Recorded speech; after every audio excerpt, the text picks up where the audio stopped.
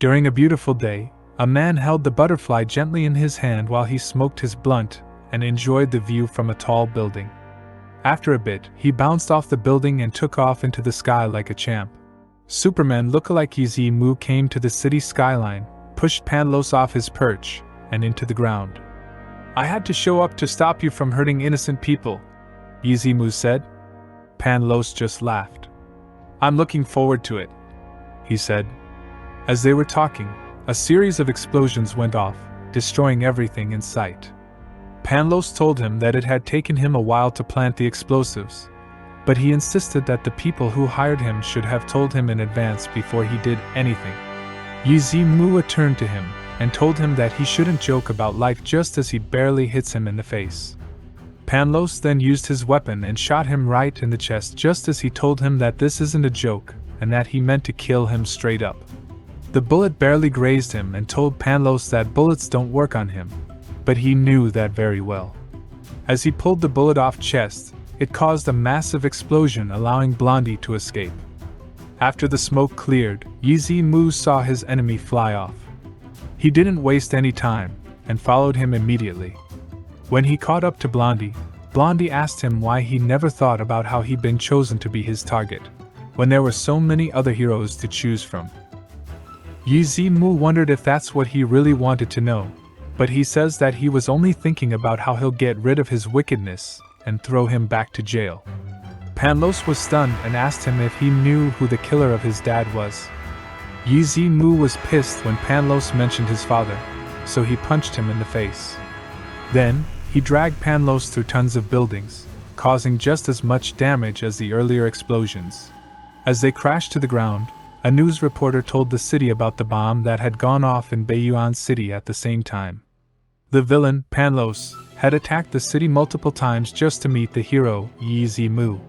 The reporter went on to say that our hero, Ye Zimu, couldn't stop Panlos in time to save the city. The reporter wondered if Ye Zimu was trying to forgive Panlos, even though so many people had died. Ye Zimu had Panlos pinned to the ground, but he told him to chill out and look around at all the people he'd hurt. He said that the people of Baiyuan City only saw him as a watchdog, and that wasn't right. He wanted Panlos to think about what he was doing. Ye Zimu didn't care about being righteous, he just wanted to do what was right. Panlos laughed when he heard Ye Zimu's weird quote, which he must have picked up from some old movie. Panlos told Ye Zimu that justice is not a position you can take. He pointed his weapon at him again while he told him that the group of people had gotten one thing right, and that he had personal grudges against him. He then fired his shots at him, but they were quickly swept away by Ye Zimu's hand movements. Ye Zimu then chucked a giant rock at Panlos, but he was able to blast it out of the way with lightning-fast reflexes. But then Panlos got kicked in the face and his shades flew off, revealing his identity. Ye Zimu was shocked to realize that Ling Chen, his friend of 10 years, was suggesting that he had been lying to him the whole time. Ling Chen was confused and told him that he had already told him everything when they met in person, but Ye Zimu couldn't believe that his friend would lie to him. Ling Chen gave him props for his words and told him he should know he's poor. Ye Zimu told him it was Jiang Xiao who warned him about Panlos, but he blamed her for being too suspicious. As Ye Zimu grasped Ling Chen's situation, he asked him if he's finally satisfied with everything that happened. He told him that it wasn't enough and that he wanted Ye Zimu to die as well. Ye Zimu was lost for words, so he began looking around the places that once used to be filled with people. After that, Ye Zimu told him that ever since his father died, he thought about saving everyone and taking care of everything while he carried the title of a hero. But in the end, he knew that could not give up the idea, and even Panlos is no exception to that. He asked Ye Zimu if he was trying to save him again, and Ye Zimu said he could, but he knew that only death could save him. They agreed, and then they blasted each other with a huge beam. As they blasted each other, Panlos told him that justice and evil are in their blood, so he asked Ye Zimu if that was a choice he made. Ye Zimu yelled at Panlos that he's been wondering since he was born if everything was doomed from the start. Ye Zimu heard that some people say that where there's evil, there's always justice to be found. Others say that where there's light, There's always darkness lurking in the shadows. These two opposing forces eventually clashed, creating a catastrophic event that plunged their world into eternal darkness. He finally woke up in a classroom after the teacher cracked a joke and told their class representative to write the day's homework on the blackboard. One of the students told him that their representative had gone to the bathroom, so the teacher assigned their vice leader, Ye Zimu, to do it instead. The nerd got up from his seat and informed his vice leader to do what the teacher had tasked him. Meanwhile, in the front row seat, a kid turned his head back to look at the group. Then he screamed out of nowhere. Ling Chen was fuming in his seat, and his seatmate was starting to get worried. Suddenly, he jumped up and shouted, "That's impossible!" He whipped out his marker and dashed to the window, where he started scribbling all kinds of math equations. The teacher told him to get back to his seat because he was disrupting the class. Ling Chen shouted at the teacher that the answer was positive, which totally threw her off. He started doing some crazy math in his head, but he finally figured it out. Ling Chen told the class that 1 was his final answer, then he gave them his sample equation to solve. The other 2 students in the back thought he was saying some anime stuff, so Ling Chen mocked them and called them weebas. He then walked up to the teacher's table while he was being told to get back to his seat and return her permanent marker, but he didn't care and started going through the drawers. He said that there shouldn't be a problem with a weapon and that it wouldn't even be an accident if he did something wrong. He went on and said that it's possible to dream, but that would make him mentally retarded. The teacher kept calling his name, but Ling Chen couldn't be bothered by her because he doesn't even remember her name. He then started guessing a few times, yet he still can't recall it. He continued, "There's not much point in daydreaming, but it's a bit better than school. I got sent back in time, that's why." But as to why he was sent back to the past, he's currently trying to find the cause and figure it all out from there. He snatched a razor blade from his classmate, then turned to Ye Zimu with a death stare. He was gonna finish what they started. But before he could reach Ye Zimu, his teacher grabbed him and pulled him out of his desk. The teacher told the class to study on their own while she carried Ling Chen out of the room. The rest of the class were left wondering what was going on, since Ling Chen was usually the quiet kid and had never acted up before. Later in the teacher's office, Ling Chen was disappointed in himself. He realized that he couldn't even hurt Ye Zimu, and his teacher was no help either. The teacher told him she called his house and his uncle said he doesn't have time for school. She knows he's in a tough spot, but she wants him to understand that the only way to get out of it is to study hard and make something of himself. Ling Chen ignored her, but the teacher told him that he would regret it someday. He didn't want to believe her, and told her that he just had to wait for 3 seconds. After the bell rung, the teacher was confused and asked what he meant by that. Ling Chen shrugged after she said he'd regret it. "I won't care much. My future self will come back in time to stop me, or rather, my teacher." The teacher rolled her eyes and wondered if he got all his ideas from sci-fi novels. Then she told him that even if time travel was possible in the future, he wouldn't be able to afford it based on his current grades. Ling Chen took that personally and snapped back at the teacher, saying that one day, he'd build a time machine for himself. But then he had a better idea. The teacher went on to say that Ling Chen used to be a dumb kid who never paid attention in class, but at least he was showing some signs of improvement. Ling Chen bailed on the teacher and her chatter, and wandered the streets of the urban area. He never thought he'd be back in this harsh, cursed place. Ling Chen unlocked his front gate and thought about all the memories he'd locked away. He'd never imagined that his universal quantum weapon would send his consciousness back in time, but maybe it was just a machine malfunction. Now that he was back in the past, Ling Chen was determined to finally kill Ye Zimu. Even though his past self was weak, he knew he could still defeat the hero before he awakened his superpower. Ling Chen grinned evilly and said, "This time, I'll kill the hero for sure." Just then, there was a knock at the door. Ling Chen turned around and saw a woman in a motherly dress standing there. "Ling Chen, what are you doing back here?" she asked. A few minutes later, Ling Chen's aunt, Xiao Mei, cooked him a birthday meal. She told him to blow out the candles and make a wish, but he just stood there in silence for a moment. Then he asked her if she was alive. After an awkward silence, His aunt got pissed and pinched his ear. She told him not to be disrespectful when his uncle got home. But then, to their surprise, his uncle, Shi Yuan, was already home and looking for where his aunt had hidden the money. Ling Chen's aunt told him to go back to his room, but he stayed behind to watch his uncle storm in. The man was yelling about how everything was falling apart, and it was all her fault. Ling Chen's uncle remembered that his aunt had hidden the 4,000 yuan, but his aunt said it was for Ling Chen's tuition and that he had promised not to touch it. Ling Chen's uncle said he'd only let Ling Chen go to the school if his aunt gave him the money. Ling Chen's aunt overheard him and said she couldn't just lend him the money because they couldn't afford to owe Ling Chen's school money. The uncle rolled up his sleeve as he prepared to beat down Ling Chen's aunt. But suddenly, he got on his knees and told her that he did everything he could for the family. He knew that she had been working her ass off this past year, and yet he did nothing but eat a lot. He said he could turn their luck around and make 4 times the money, but Zhao Mei had seen him lose 9 out of 10 bets. Her uncle told her to reconsider and give him the money. She told him to stop gambling and that they would risk a lot if he keeps going. But for now, they would have to save up money so that they can spend good quality time with one another.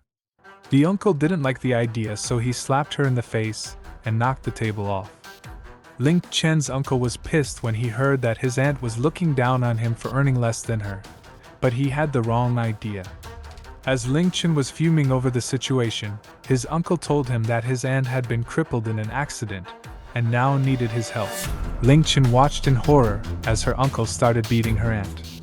Then, he picked up the cake that had fallen to the ground and told her that she wouldn't even be able to afford such foreign food if it wasn't for him. He then shoved the food down her mouth and will continue to feed her until she gives him the money. Amidst the chaos, Ling Chen grabs a knife and walks up behind his uncle.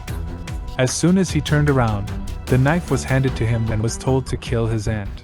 In this chapter, Ling Chen kept pressuring his uncle to slit his aunt's throat, or any part of her body as he so chooses.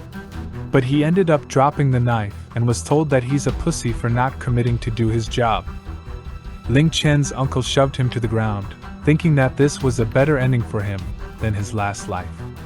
Ling Chen's aunt tried to stop her husband, but he was about to hit Ling Chen when he stopped himself and let him go for the day. The landlord was on his way, so his uncle told them to pack up quickly. Once he left, Ling Chen showed his aunt that the knife was fake. She smiled and asked when he'd started changing. He said he was just fast. Ling Chen's aunt said his uncle would be even angrier if he found out the knife was fake, but Ling Chen assured her everything would be fine. Then, he told her a story about a time when a king ruled a rich and stable country by the sea.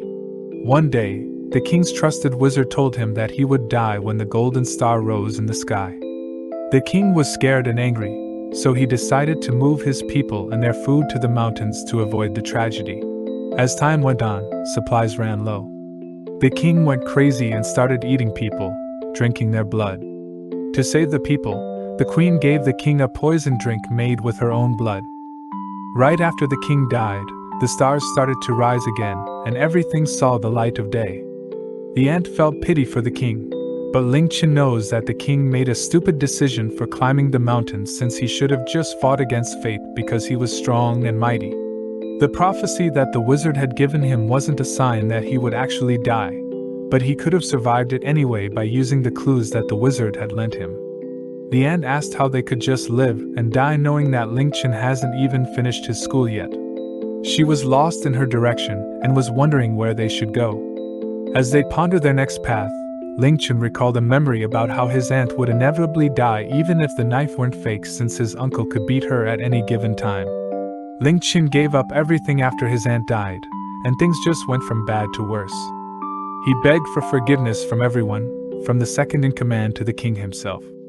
Time is a complex thing, and it all seems to move at different speeds at the same time. After being reborn, he had already changed the event that should have happened just now. So from now on, Ling Chen will do his best to try and change everything he could. Later at the school, the students tried to wipe off Ling Cheng's writings on the window but they couldn't get them off, so the teacher just told them to go buy some water cleansing product and soap. As they continued cleaning the window, a school staff member came to her room and called her name out, Sunseki, which will be referred to as Sunday. She heard that a big-shot teacher from a polytechnic school was coming to observe her math class. She figured it was probably the famous Professor Lu Busui, but she told her that now wasn't a good time to visit her class. Sun was about to tell her class to wipe the windows faster when a man burst into the room so fast he blew her mind. She was trying to confirm if he was Professor Lu Busui, but he shushed her and continued to admire the mathematical patterns on the window. Lu Busui asked the woman who wrote the stuff on the window, and she said it was her student, Ling Chen. The professor was relieved to finally have found his target. After the incident with his uncle and aunt, Ling Chen was determined to be more careful than before in order to prevent any unfortunate accidents. He plans to kill Ye Zimu after he is done with his preparations. Ling Chen remembers the time where his admirers from past life often joked that he could kill Ye Zimu if it was 800 years early. And guess what? He really came back 800 years ago. It's an exaggeration. Relax now, people. Ling Chen takes some precautionary measures and decides to meet a few notorious people since he knows that he can't beat Ye Zimu alone. He goes outside to meet the first person. She was a dark-skinned girl with tattoos in the upper half of her body. She asks Ling Chen how he found her in an unknown place. He reminisces about the time he spent with her in his past life. The adult version of the girl told him a secret where she used to stay in an unknown alley back when she was young. After reminiscing, Ling Chen immediately gets into business and tries to hire the girl for a hit. Her name was Jie Xiao Di, and tells Ling Chen that it would cost him a lot of money for this type of stuff. Ling Chen questions the amount, and Xiao immediately says that it's 5 million. He was quote-unquote super excited since he heard 50,000, so he immediately takes the paper out of her hand and goes back home. Ling Chen was mad at Xiao for giving him a ridiculous price just for a contract. He thought he could buy a good house with that amount of money, so he decided to move on to the next one. He thought that the second person might be a better choice since killing is his hobby, so he doesn't charge money for it. But the moment he met him, it was a different story. He was a monk. It was an automatic out for Ling Chen, so he turns around and gets out of the area. The following day, Ling Chen was hopeless since he couldn't find anyone reliable and was left with one person instead. The person was codename H, unknown gender, unknown age, and unknown everything. Ling Chen realizes that it might be difficult to find the person since there's no reliable information. The paper was immediately snatched by someone, and Ling Chen turned around with murderous intent. But to his surprise, it was Jiang Xiao. Jiang questions Ling Chen if that was his crush since it looked so plain. He tells her to back off, but she didn't listen. Jiang sits beside Ling Chen to question why he spied on Ye Zimu, and he tells her to shut up out of annoyance. She also explains about the articles where he didn't want to show anyone since he was sick. Ling Chen was confused about what she meant. Jiang touched his face and gave him counseling since Ling Chen got sick and got beaten up, so she was worried for him since he's trying to take things at a fast pace. Ling Chen tries to move away out of reflex, but Jiang holds him in place and tells him to stop moving. She proceeds to scribble an X symbol in Ling Chen's patch and quotes a saying of her. Forever, peach tree blossom. The moment Ling Chen heard these words, he immediately remembered his past life where he spent time with Jiang Xiao doing the same thing. The saying continues, the petal fall and give birth to new sprouts. Ling Chen and Jiang both said the last part at the same time, and Jiang was confused on how he knew her lines. Then suddenly, a basketball was coming towards their direction. Fortunately, Ling Chen senses it and blocks the ball with his arm. Just kidding, the ball hits Ling Chen's injuries, causing him to get pushed back. Two of the fuckboys/seniors mockingly apologizes to Ling Chen like they didn't even mean it, and calls him weak. Ling Chen didn't like their tone. Jiang was mad at them for trying to throw the ball towards Ling Chen's head while he was injured, and the seniors retorted by telling her to stop falling in love with that kind of loser. Ling Chen gets up and tells them that he's fine. He gives the ball back to the senior, but the moment he was about to take it, Ling Chen took the ball out of his way and put it above his head. This continued for a while and the senior had enough of it, so he pushed Ling Chen towards the pole and shouted at him to stop playing games with him. Ling Chen looks like he still hasn't got enough, so he plants the ball in the senior's face. The senior punched him in the gut after the humiliation and asked him if his parents taught him to respect your elders. While Ling Chen was bowed over, he did something with the electric pole. The senior was still busy looking down at him, but the moment he noticed, it was already too late. A loud bang was suddenly heard around the school grounds, and the students were surprised to see an electric pole had fallen over. The students immediately came to their help and inquired about the situation. Ling Chen plays dumb and explains that the pole just suddenly fell on him for no reason. After he was in the clear, Jiang questioned him on how he did that kind of thing, but Ling Chen played dumb again. She definitely knows. While the students were picking up the fuckball, he noticed a symbol or tattoo picking out right below his body. A flashback in his past life. Inside his office, Ling Chen as Panlos can be seen talking to codename H, advising him to take caution since his enemy will be stronger this time. H took this as a compliment, and made it clear that the only person who could kill him is the person inside the frame. Panlos also makes it clear that he will not kill him. After the discussion, H gets down to business and asks him the details of his next mission. Panlos tells him to stay at home and to take a break. H told Panlos not to worry since he likes killing people after all. While he was talking, Panlos noticed a cut on his shirt revealing a symbol that was seen in the past chapter. Back to Ling Chen's present life. He can be seen buying jianbing or Chinese crepes in his free time. While the vendor was busy preparing the food, he was wondering about the symbol he saw on the senior's body. And since he has no clues about it, he realizes that he has to work harder for more information. After being lost in thought, Ye Zimu was behind him coughing relentlessly. Both Ling Chen and the vendor were confused about the ruckus. Finally reaching his boiling point, Ling Chen tells him to stay away and to cut it off. Ye Zimu plays dumb and acts like he met Ling Chen coincidentally. He explains that he was on his way to buy some breakfast, but Ling Chen didn't buy it since his house is 10 kilometers away from their current location. He gets in front of Ling Chen and requests if he could take a bite of the food. Ling Chen got him good by explaining that it currently has coriander in it since Ye Zimu is allergic to coriander specifically. Both of them take a stroll.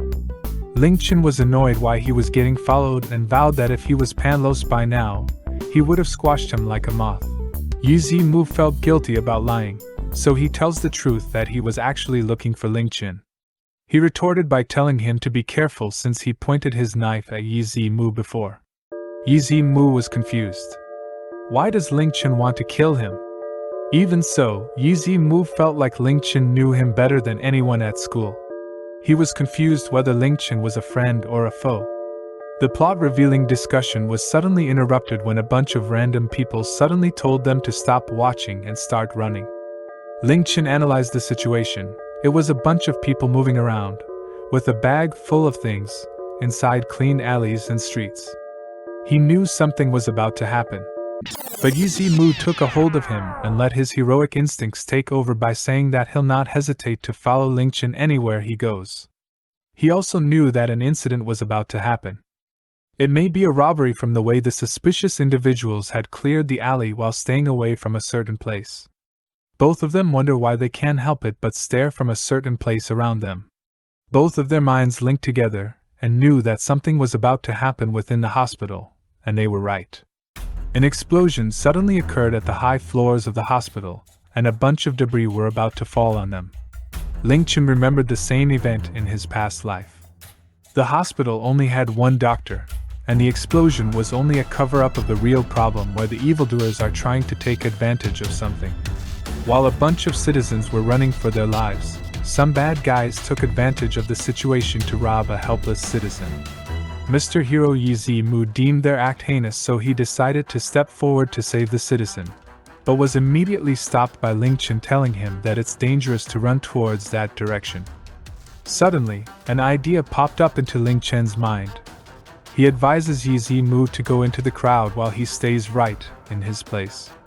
Ye Zimu asks Ling Chen if he'll be alright, and Ling Chen assures him that he'll be fine and tells him to rescue the citizens since it's more important. While Ye Zimu was on his way to save the people, Ling Chen smiled cunningly and knew luck was on his side after all. He plans to stab Ye Zimu in the midst of the ongoing chaos. Ling Chen proceeded to bid his farewells to Ye Zimu if he succeeded in killing him. While on his way, Ye Zimu called out to Ling Chen to help him reach out to the class teacher to call for some help. He also added that Huang Wu, most of you know him as the fuckboy or the senior, should be inside the hospital. A big revelation was revealed. Ling Chen realized that the codename H, who he was looking for, is inside the hospital currently hospitalized. A few minutes before the explosion, Huang can be seen texting his dad that he got hospitalized today, so his dad sent him some money to pay the bills. His so-called friends assured him that as long as he's with them, they will take care of Ling Chen. Huang held a grudge towards Ling Chen after that humiliation, and suddenly, a violent rumble shook all the people inside the hospital, causing them to get scared. An anxious nurse hurriedly explains that someone planted a bomb inside the hospital. The moment his friends heard the news, they immediately ran outside and deserted Huang. He falls out of his bed trying to come along with his friend. It was chaotic outside his room, and the moment Huang finally stepped out the door, he witnessed all the horrendous events happening. A man was crushed by a piece of the destroyed wall. A running man can be seen pushing people out of his way to escape for himself, and a lost young girl was crying by herself looking for her parents. Huang was speechless about witnessing these happen in front of his eyes. Suddenly, Ling Chen comes up from behind and questions him if he likes what he's currently seeing. Huang turns around, but Ling Chen gets a grasp of his head and makes him vividly look at the situation in front of him. Then he questions Huang on what he currently feels right now. The panel changes to Huang Wu's past when he was just a little kid. His sister came to check up on him, and to her surprise, she saw Huang with bloody hands who was torturing the two birds. His sister was repulsed by his actions, and she immediately ran away from him. Afterwards, his sister died. Huang laid a bird beside his sister's coffin, and proceeded to cry for a long time. Everyone thought he was sad, but he was just scared of himself, blaming himself for the death of his sister. He knows that the strong will be alive and the weak will die, and he blamed himself for it. So what happened afterwards after that, you may ask? He was ashamed of his thoughts. He hid his true self and wanted to use violence to kill people instead. After the flashback, Ling Chen holds his hands, explaining that it's not depression, but it's his true nature.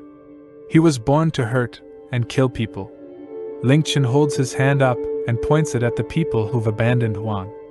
Ling Chen whispered to him like the devil, telling him that he's got no choice but to do it. Will Huang be able to resist Ling Chen's words? Is he doing this for his sake? Or for others' sake? Is he really sure that Huang Wu is codename H? Find out next time on Dragon Ball Z.